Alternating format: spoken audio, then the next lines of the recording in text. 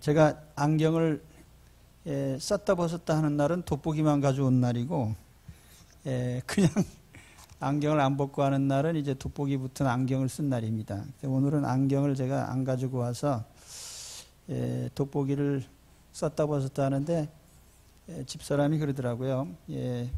상당히 신경 쓰인다. 근데 여러분 신경 쓰지 마시고 몇 번 썼다 벗었다 하는가 세보시기 바랍니다. 오늘부터 요한복음 17장 몇 주 동안 이 말씀 같이 나누려고 합니다. 요한복음 17장은 대제사장의 기도문, 그렇게 제목이 붙어 있습니다. 그렇게 뭐 붙인 게 아니라 주석가들이 그렇게 붙여 놨죠. 예수님께서 이제 제자들과 마지막 만찬을 가지시는 자리에서 여러 가지 교훈을 하시고, 흔히 다락방 훈화라고 하는 그 중요한 내용들을 이제 14장에서 16장까지 이렇게 하셨습니다. 그리고 오늘 17장에 그 말미에 이 기도로서 마무리를 합니다. 그래서 이 기도를 대제사장의 기도문, 그렇게 부르는 거예요. 내용은 크게 세 부분으로 되어 있는데, 1절에서 5절까지는 예수님께서 자기 자신을 위해서 기도하셨고, 그 다음에 19절까지는 제자들을 위한 기도, 그리고 20절부터 끝부분까지는 세상 모든 교회를 위한 기도, 이렇게 나눌 수가 있습니다. 오늘은 그 첫 부분으로 예수님 자신을 위한 기도문입니다. 이 기도 내용이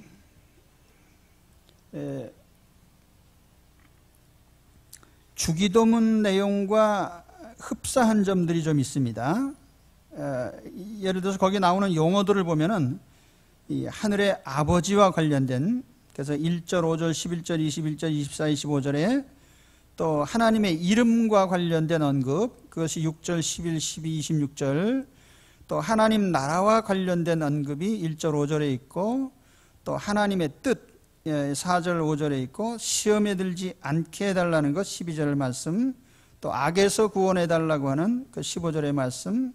그래서 이런 우리 주기도문에 나오는 그런 주제들 있잖아요. 하나님 아버지, 하나님의 이름, 하나님 나라, 하나님의 뜻, 시험에 들지 않게, 또는 악에서 구원, 이런 주제들이 주기도문과 이렇게 일맥상통하는 그런 내용들을 담고 있습니다.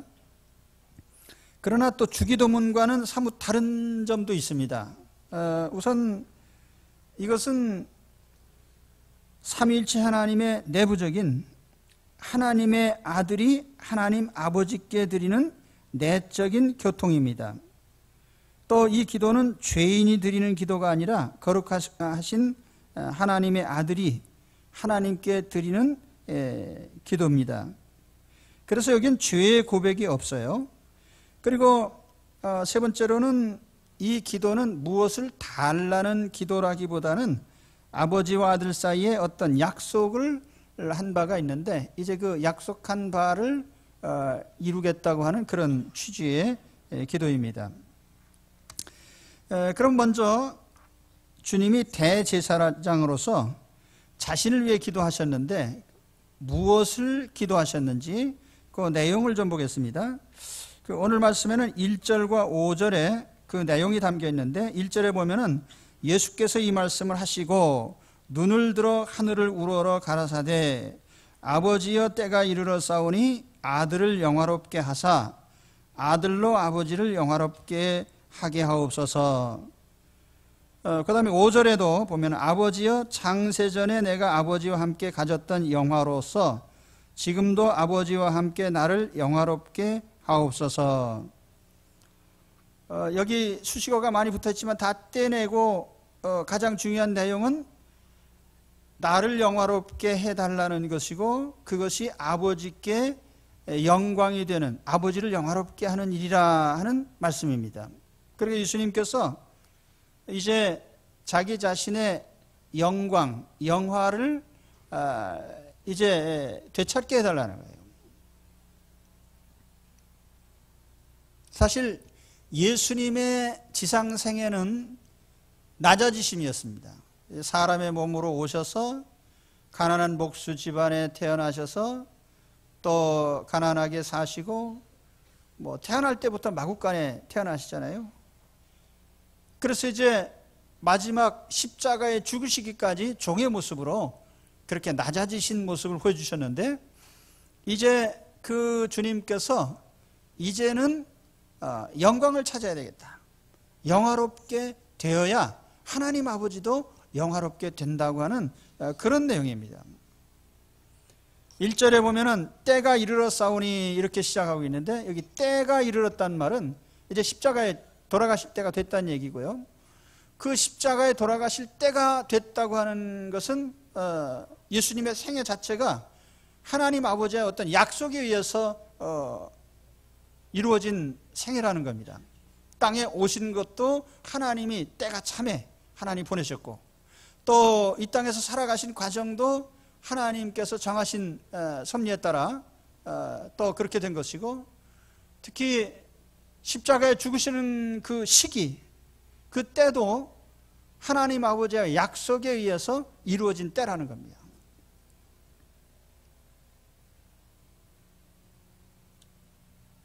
그러면 예수님이 십자가에 죽으시는 그것이 왜 예수님에게 영광이 되고 아버지에게도 영광이 되는가?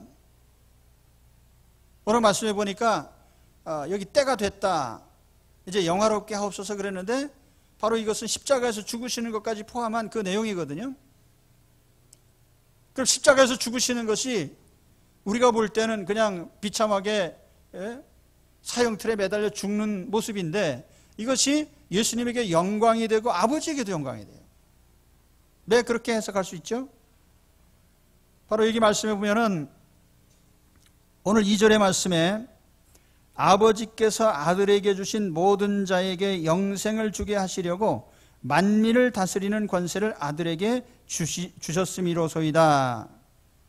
이 말은 하나님 아버지께서 예수 그리스도에게 만민을 다스리는 주권, 큰 권세를 주셨는데, 이 권세 가운데 가장 큰 권세는 죽은 자를 살리는 권세예요. 지옥에 갈 사람을 하나님 나라로 부르시는 권세예요. 죽어 사망에 이른 사람에게 영생을 주시는 권세예요. 그런데 오늘 말씀을 보니까 아버지께서 내게 주신 자, 2절 다시 보세요. 아버지께서 아들에게 주신 모든 자에게 영생을 주게 하시려고, 이렇게 되어 있습니다. 그 영생이라는 것이 아무나에게 무작위로 그냥 랜덤하게 막 줘지는 게 아니라, 우리가 아무렇게나 부름받은 것 같지만 사실은 아버지께서 우리를 택하셔서 성자 예수님께 이 사람들을 위해서 속죄해달라고 부탁한 사람들이라는 거예요. 그래서 이런 사람을 위해서 예수 그리스도께서 십자가에서 이제 죽으시고 속죄를 하심으로 그 사람들이 영생을 얻게 된 거죠. 그렇기 때문에 예수님의 십자가는 그냥 그것이 사형당하는 죽음이 아니고, 아버지와 아들의 약속에 의해서 그 아버지께서 구원하실 사람들을 택하여서 아들에게 맡기셨고, 그 사람들을 위해서 이제 속죄를 하심으로 생명을 주고 영생을 주고 구원하는, 하나님 자녀가 되게 하는 이러한 절차이기 때문에 그 자체가 영광스러운 것입니다. 그래서 예수님은 이제 십자가 직전에 이 말씀을 하신 거예요. 이제 내가 십자가에서 죽을 때가 됐는데, 이로써 이것은 아버지께서 이 지옥에 갈 사람들을 살리는, 죽을 사람들을 살려내는 그런 생명을 주는 것이기 때문에 이것은 내게 영광된 일이고, 이 일이 아버지께도 영광된 일입니다. 이제 이 일을 이룰 때가 됐습니다. 바로 이 고백을 하는 거죠.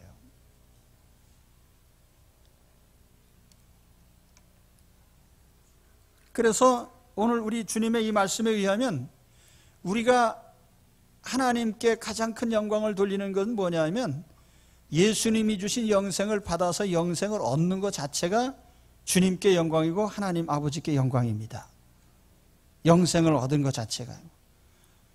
예수님을 통해서 예수님을 나의 구주 나의 하나님으로 고백하고 내가 하나님 자녀가 되고 영생을 얻게 되고 하나님의 생명을 얻게 된 이 자체가 주님에게 가장 큰 영광이고 하나님 아버지께 가장 큰 영광입니다. 무슨 세상에서 큰 업적을 이루고 큰 영생을 날리고 그래서 아버지께 영광이 되는 게 아니에요. 그건 아무 의미가 없어요. 오직 오늘 주님께서 우리를 통해서 이루려고 하신 영생을 우리가 얻고 우리가 그 영생을 누리고 하나님 자녀가 되고 이 자체가 우리 주님께 가장 큰 영광이고 하나님 아버지께 가장 큰 영광입니다. 이 영광을 돌리시기 바랍니다. 그러면 이제 오늘 말씀으로 다시 돌아가서 17장 이 첫 부분에 가장 중요한 주제는 영생입니다. 이 영생은 요한복음 전체에서도 가장 중요한 주제예요. 영생을 주시기 위해서 오셨기 때문에 영생을 이루신 것이 가장 큰 영광이니까 그 영생을 얘기하려면 우리가 생명에 관한 얘기부터 시작해야 됩니다. 생명이 뭡니까? 요한복음 하면서 여러 차례 말씀드렸어요.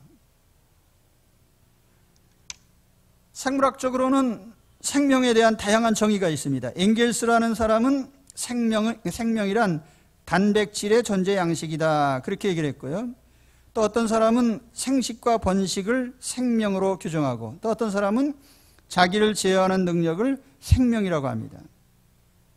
이 생명의 특징은 세포 조직의 상호 연결, 대사작용 이런 것들이에요.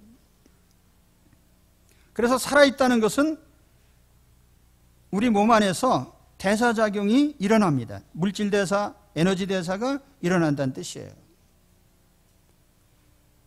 엥겔스가 생명은 단백질의 존재 양식이라고 했는데 그것은 이 생명작용에 있어서 가장 중요한 역할을 하는 것이 물질이 바로 단백질이기 때문에 그런 얘기를 했습니다. 그래서 이 단백질이 뭔가 제가 좀 보니까 예전에 학교 다닐 때 생물 시간에 조금 졸았거든요, 제가. 그 단백질을 영어로 프로테인이라고 하는데 프로테우스라고 하는 그 헬라어로 하면 중요하다는 뜻입니다. 그래서 우리 생명작용에 매우 중요하기 때문에 이 단백질이라고 하는데 이 단백질은 생체를 구성하고 또 대사물질로서 가장 중요한 물질입니다. 그래서 세포 원형질의 주성분이고 세포 내의 모든 생명 현상에 직접 관계합니다. 그래서 우리가 그 생명체를 이루는 중요한 물질이 핵산과 함께 이 단백질이 양대 기둥이다 이렇게 얘기를 합니다. 단백질을 구성하고 있는 그걸 화학적 성분으로 보면은 그 중에 절반 이상이 탄소로 되어 있고 또 산소가 한 20%, 질소가 한 15%, 그리고 수소가 한 7% 되고 이게 가장 중요한 주성분들이에요. 이것이 이제 서로 배열이 되고 이렇게 조직화돼 가지고 어떤 물질을 구성하는데 예를 들면 단백질로 된 효소라는 게 있거든요. 그 효소가 2200가지 정도가 지금 발견이 됐다고 하는데 그 효소라는 게 뭐냐면은 어떤 대사작용을 하는데 이 대사작용이라는 게 화학작용이에요. 우리 인체가 거대한 화학공장이거든요. 음식물을 섭취하게 되면은 그 섭취한 음식물을 여러 가지 화학물질을 섞어가지고 분해하고 뭐 흡수하고 운반하고 이런 역할을 하는데 이런 역할을 하는데 어떤 특정한 역할만을 촉매하는 그 화학물질이 바로 이 효소라는 거예요. 그러니까 어떤 특정 작용만 하는 겁니다. 우리 인체에 보면은 피를 운반한다든지 어떤 성분을 흡수한다든지 배출한다든지 또는 어떤 조직을 구성한다든지 뭐 이런 역할이 이제 바로 거기에 있어서 가장 중요한 특별한 촉매 역할을 하는 것이 효소라는 것입니다.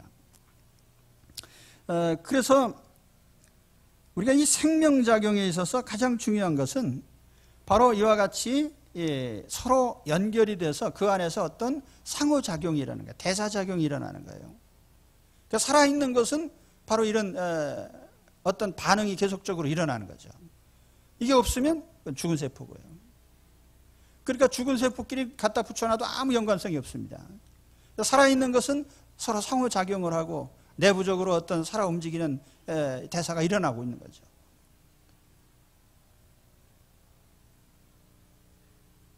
이게 이제 사실은 제가 이 물질적인 생명작용과 함께 영적인 부분도 제가 깨달았어요. 영적인 부분도 마찬가지. 영적인 부분도 우리가 하나님과 연결이 돼서 하나님과 상호작용이 일어날 때 우리가 영적으로 살아있는 것이지, 하나님과 아무 공급관계나 어떤 그런 주고받는 관계가 없을 때는 그 영적으로 죽은 거예요.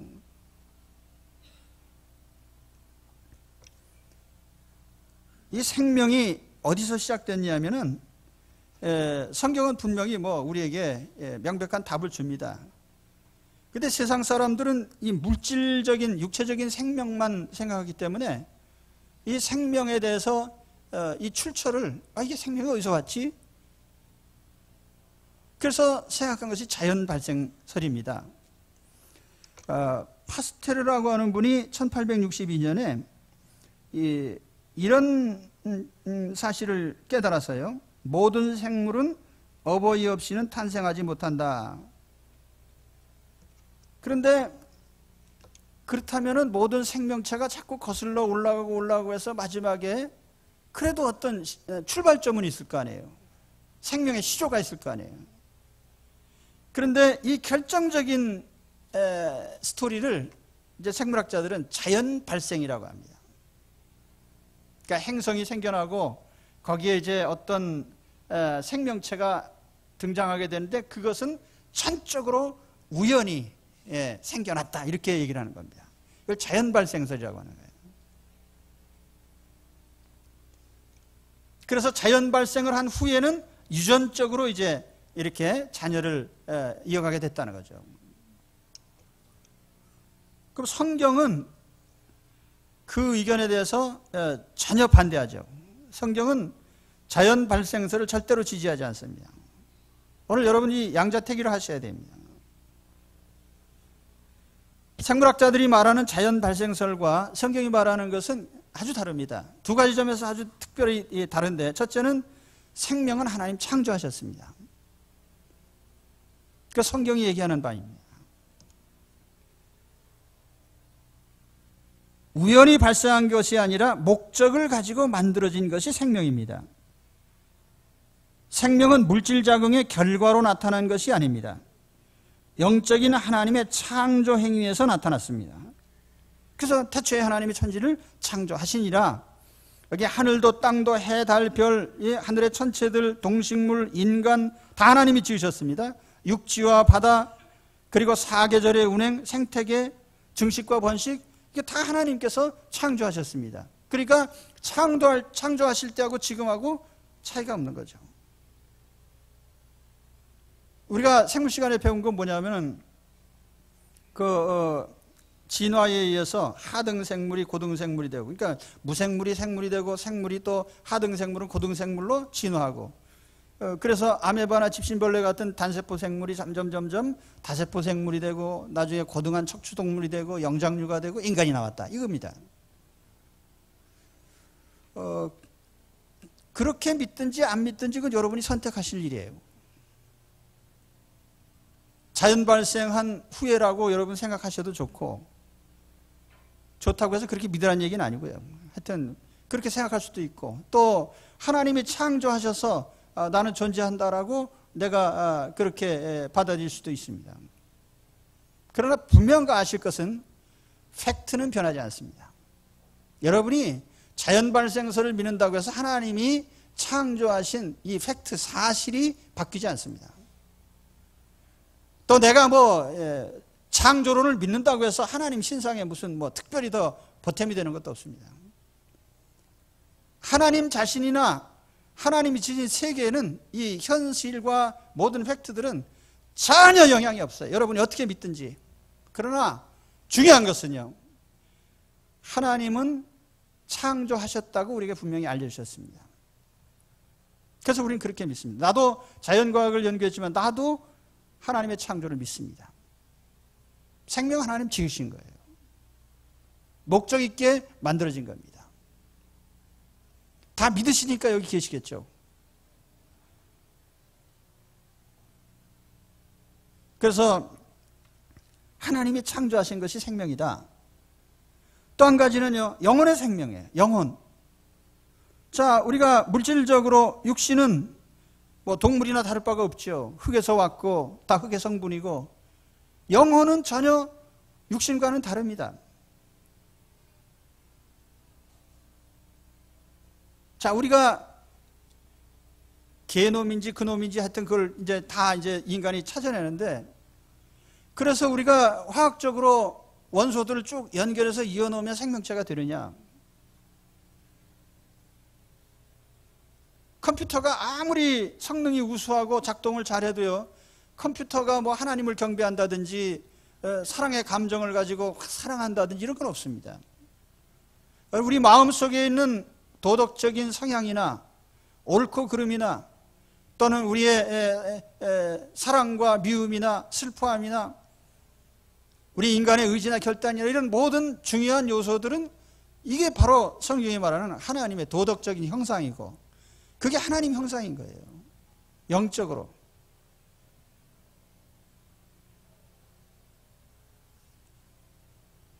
오늘 우리가 하나님께 지음을 받았는데 육신의 생명만 지음받은 게 아니라 영적인 생명, 그러니까 하나님께서 지으셔서 우리는 그 하나님의 영혼을 가지고 있습니다. 그래서 오늘 우리가 중요하게 생각해야 될 것은 육체의 생명이 아니라 사실은 더 중요한 영혼의 생명이에요. 오늘 이 영적 생명을 가진 자임을 기억하시기 바랍니다. 영적 생명, 영혼의 생명. 그럼 이제 오늘 말씀 중에 우리 주님께서는 생명이라는 말씀보다 오히려 영생이라는 말을 중요하게 사용하고 계시죠. 또 사도 요한은 요한복음을 통해서 항상 영생이라는 말을 중요하게 사용하고 있습니다. 아이오니어스 조에, 영원한 생명. 그 영원한 생명, 그럼 영원한 생명이라는 게 뭐냐? 사람의 영혼은 본래가 불사적으로 지음을 받아서요. 임모탈리티라고 하잖아요. 죽지 않는, 멸절되지 않는.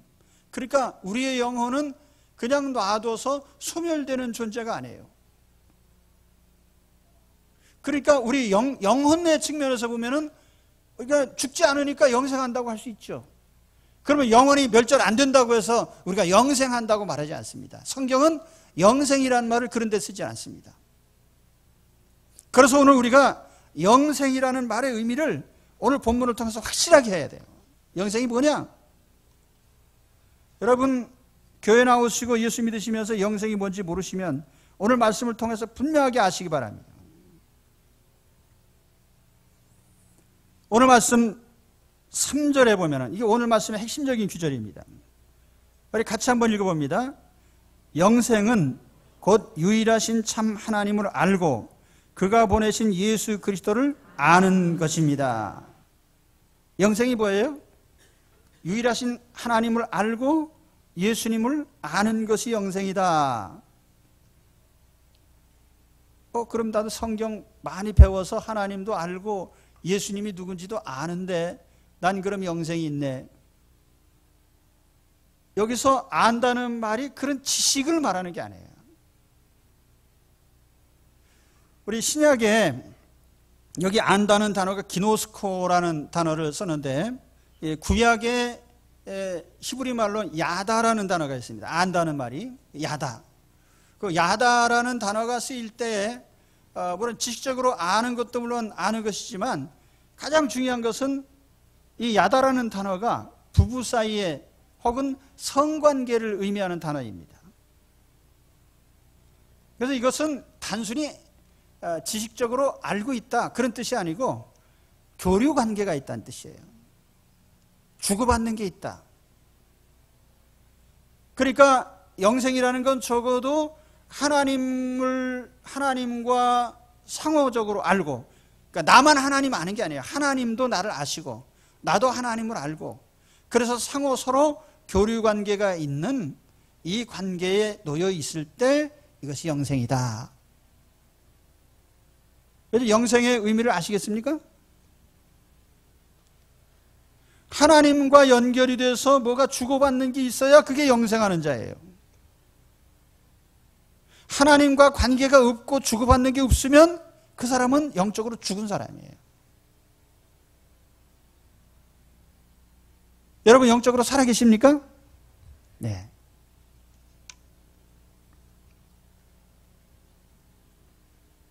앞서서 제가 생명작용에 대해서 말씀드렸습니다. 생명작용의 특징이 뭐라고요? 대사작용이라고 그랬어요. 거기서 끊임없이 화학반응이 일어나요.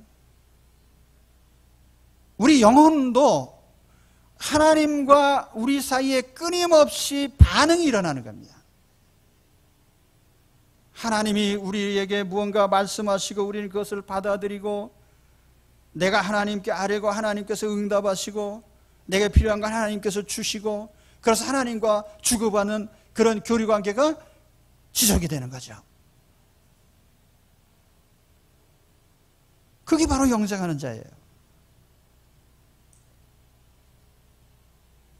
목사님, 제가 영생이 있는지 알려주세요. 난 모릅니다.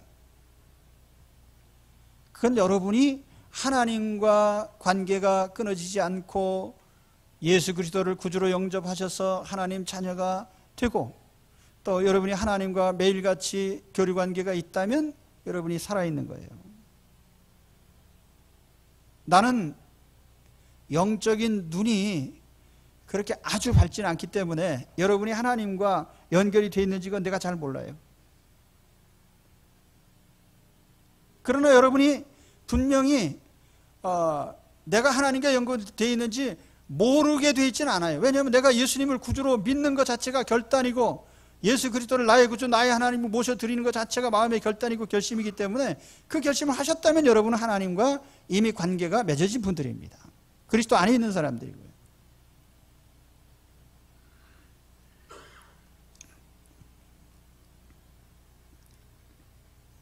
여러분 영생을 원하십니까?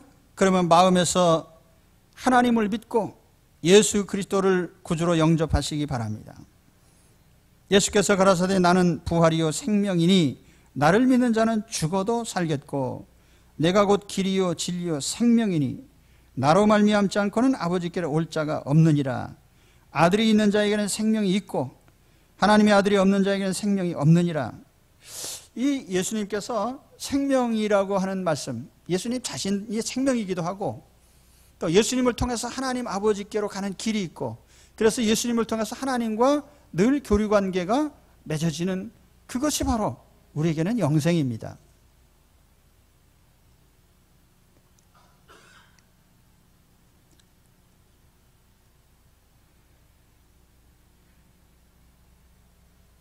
우리 영어에 life라는 단어가 있는데 생명이라는 뜻도 있고 생활한다, 살아있다는, 움직인다는 뜻도 있습니다. 그래서 우리가 단지 어떤 생존자가 아니라 생명의 활동이 있는, 그래서 하나님과 주고받는 교류관계에 놓여있는 그런 삶을 사는 사람이 영적으로 살아있는 사람이죠.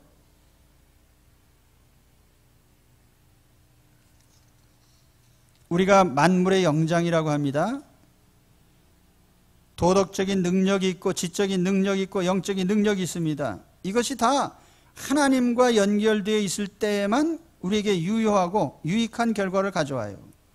이런 능력들에도 불구하고 하나님과 관계가 끊어져 있으면 우리는 아무것도 얻을 수 없고 영적으로는 죽은 자에 불과합니다. 그래서 우리는 단순히 살아있는 생물학적인 생존자가 아니라 창조주 하나님과 교제하면서 사는 영생하는 자들이 되어야 됩니다. 오늘 여러분, 나는 영적으로 살아있는 사람입니까? 아니면 육체적인 생명만 살아있는 사람입니까? 하나님과 함께 교제하는 하나님과 함께 교류하는, 그래서 영적으로 살아있는, 영혼에 살아있는 자, 예수 그리스도를 통해서 하나님과 함께하는 영생하는 자들이 되시기 바랍니다. 그 영생하는 사람들은 항상 하나님과의 교류가 끊이질 않아요. 마치 우리 인체의 혈관이 심장을 통해서 온몸으로 혈액이 공급이 되고 영양소가 공급이 되고 산소가 공급이 되고, 또 우리 신체 신경망을 통해서 머리에서 어떤 명령이 전달이 되고, 또 우리 신체가 움직이고 하는 이런 결과가 같이요. 우리 영적인 머리이신 예수님을 통해서 명령이 우리에게 전달이 돼요. 명령이 들려옵니까?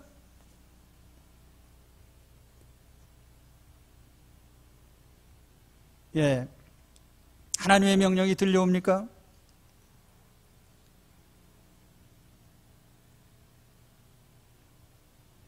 내가 믿기 전 같으면 하나님의 명령이 안 들려와요. 술집 앞을 지나노라면 그리워 나도 몰래 발이 머물고, 예, 도박장에 지나다니면서 내가 한 번만 딱 잭팟이 터지면 내가 대박을 터뜨리는데, 그때 하나님의 음성이 들려와요. 그거는 죄니라, 하지 마라. 간음죄를 짓고 싶은 생각이 있죠. 그거는 하나님께 망할 죄니까 하지 마라. 마음에 하나님의 음성이 들려와야 돼요. 이게 이런 소리가 안 들리면 하나님과 교류가 없는 사람이에요.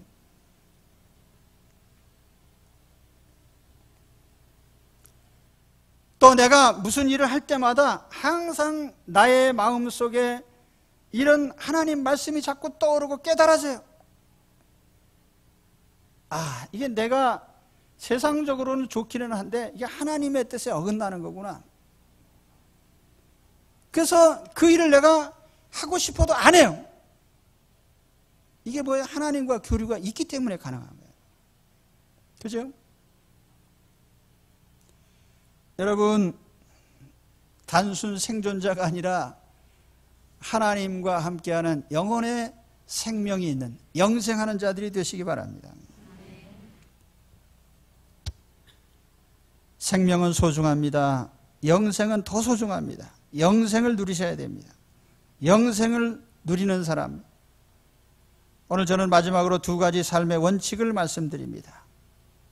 첫째는 육체의 생명보다 영혼의 생명을 위주로 사시기 바랍니다. 육체도 중요하지만 육체는 땅에서 소멸되게 돼 있어요. 하나님께 반납해야 되는 거예요. 지금은 어떻게 된지 모르겠어요. 제가 몇 년 전에 그 자료에 보니까 문헌상 가장 오래 살았던 사람이 1815년 5월 4일 출생해가지고 1928년 12월 4일 사망을 한 사람인데 113년 214일 동안 살았어요. 델라이나 필킨스라고 하는 부인인데 평생 안경도 안 쓰고 아주 건강하게 사셨어요. 근데 지금은 무덤 속에 계십니다. 우리 영혼은 절대로 그렇지 않죠. 우리 영혼은 소멸되는 존재가 아니거든요. 그래서 정말 행복한 것은 육체가 생존함으로 행복한 게 아니에요. 우리 영혼이 살아있어야 행복한 거예요. 영혼이 살아있다는 게 뭐예요? 하나님과 교류관계가 있는 사람. 하나님께 공급을 받아요. 하나님 지혜가 부족합니다. 하나님 사랑이 부족합니다. 하나님 나의 어려운 문제에 봉착했습니다. 하나님께 아뢰고 하나님이 나에게 응답하시는 하나님과의 교류가 있어요. 이 사람이 진정으로 평안을 누리는 사람이고 마음에 기쁨이 있는 사람이고 안식이 있는 사람이고 정말 행복한 사람이죠.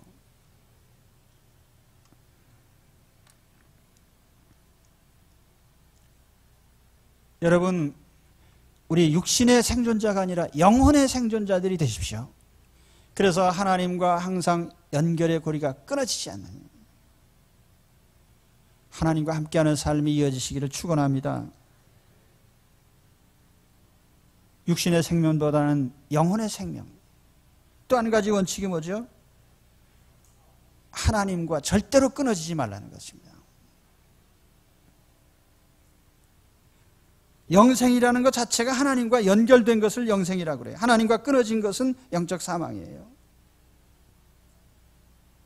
생명의 특징은 상호작용이라고 했습니다. 요즘에 고독사라는 것이 많아요. 고독사가 또 정의가 되어 있더라고요. 고독사가 뭐냐? 혼자 살다가 세상을 떠났는데 즉시 발견 못하고 얼마 후에 발견되는 것. 그게 고독사예요. 사람이 살다가 죽었는데 죽었는지 살았는지 딴 사람들이 몰라요. 다시 말하면은 인간적 단절을 의미하는 겁니다. 인간 사회에서 가족과도 끊어져 있고 또 어떤 이웃과도 끊어져 있고 친구도 없고, 그래서 죽었는지 살았는지 몰라요. 분명히 살아있는데도 산 게 아니에요. 끊어져 있기 때문에. 그래서 그 정부 통계에 보니까 우리나라가 2010년 통계로 1인 가족이 400만 가구가 넘습니다.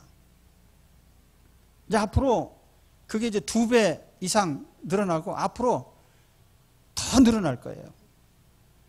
그리고 고독사에 직면한 사람이 50만 명이고요.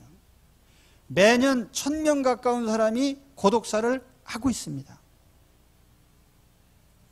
정말 중요한 게 뭐냐면 우리의 서로의 교류와 연관성이 없이 살아가는 것이 죽음이라고 하는 걸 우리는 알아야 돼요.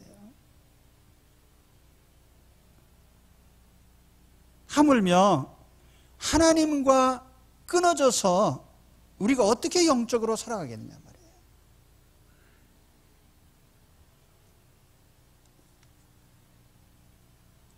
영적으로 고독사하지 마시기 바랍니다.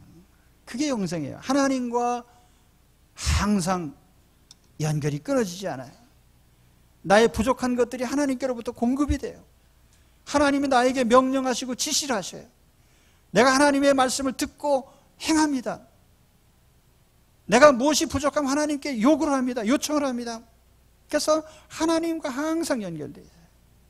하나님과 연결되어 있으면 우리는 어떤 경우에도 절대로 죽지 않습니다.